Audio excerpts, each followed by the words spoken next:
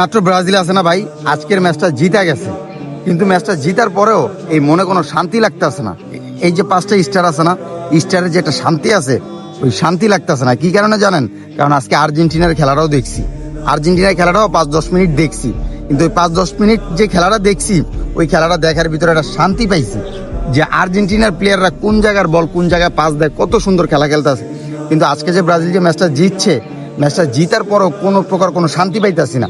ব্রাজিলের বিশ্বকাপের খেলা দেখেন, আর ভাই এই যে ইদানিং যে খেলতেছে, এই যে গত ম্যাচটা যে ড্র করলো বা এই যে আজকের ম্যাচটা যে জিতলো, এই দুইটা খেলার ভিতরে ভাই এর আগেও যেই ম্যাচগুলো ছিল, এইসব খেলা দেখে কোনো শান্তি পাইতেছি না।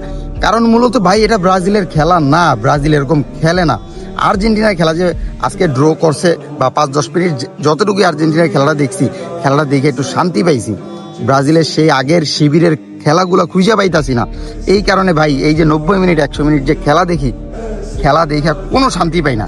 তারপর আজকের ম্যাচ জিতছে, এটার জন্য কনগ্রেচুলেশন, কিন্তু মূলত খেলা দেখে একটু শান্তি পাইনি।